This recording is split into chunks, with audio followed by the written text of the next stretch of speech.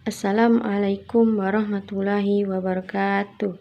Saya Nadila Erika Putri, Prodi Pendidikan Guru Sekolah Dasar kelas 1M. Di sini saya akan menyampaikan materi saya yang berjudul Pendidikan sebagai Ilmu Pengetahuan bersama dosen pengampu Bapak Dosen Hendra Wijaya, Sarjana Pendidikan Islam.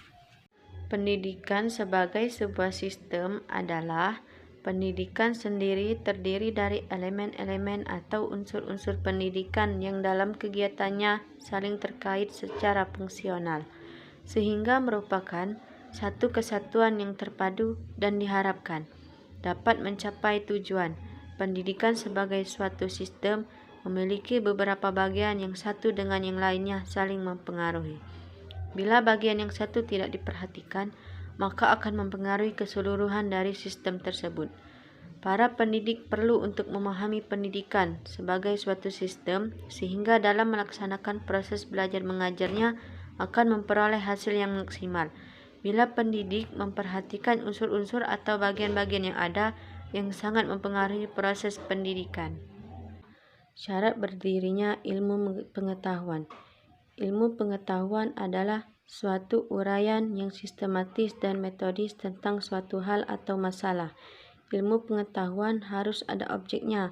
Adapun objek ilmu pengetahuan adalah objek material dan formal. Objek material adalah bahan yang menjadi sasaran suatu ilmu pengetahuan, sedangkan objek formal adalah sudut pembahasan suatu ilmu pengetahuan. Misal, ilmu jiwa dan ilmu manusia, yang kedua ilmu pengetahuan itu mempunyai objek material yang sama. Akan tetapi, objek formalnya berbeda. Ilmu pengetahuan harus sistematis, harus mempunyai dinamika. Ilmu pengetahuan harus tumbuh dan berkembang untuk mempunyai kesempurnaan. Suatu ilmu pengetahuan harus memenuhi 3 persyaratan pokok, di antaranya 1. Suatu ilmu harus mempunyai objek tertentu. 2. Suatu ilmu pengetahuan harus menggunakan metode-metode yang sesuai. 3. Suatu ilmu pengetahuan harus menggunakan sistematika tertentu. Untuk penjelasan yang kedua, ilmu pendidikan sebagai ilmu normatif, teoritis, dan praktis. Ilmu pendidikan sebagai ilmu normatif. Sebagai ilmu pengetahuan normatif, ilmu pendidikan merumuskan kaidah atau pedoman atau ukuran tingkah laku manusia. Sesuatu yang normatif berarti berbicara masalah baik atau buruk dari perilaku manusia. Ilmu pendidikan merumuskan peraturan-peraturan tentang bertingkah laku manusia untuk mencapai keteraturan hidup.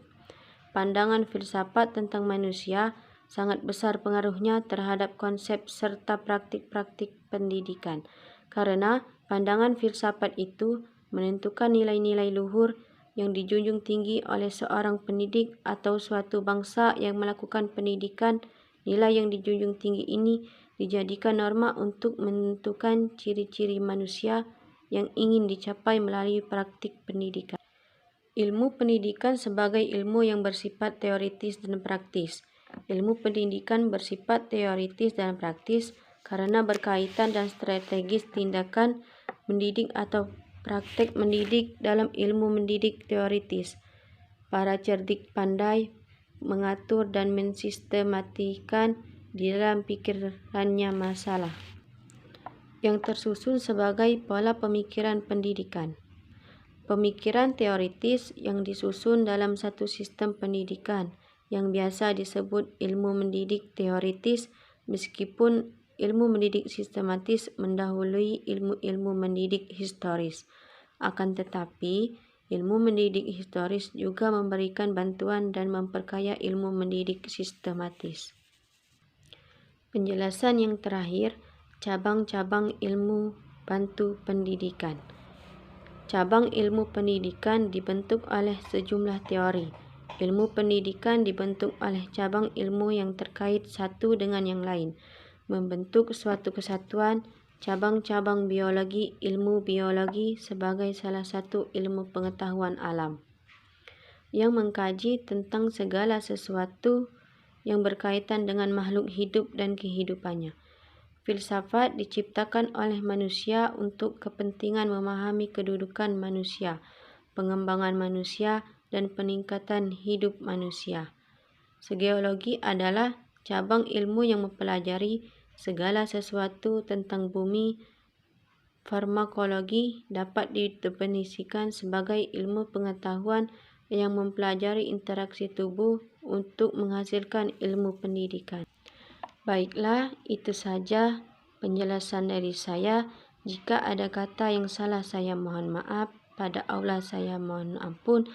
Saya akhiri.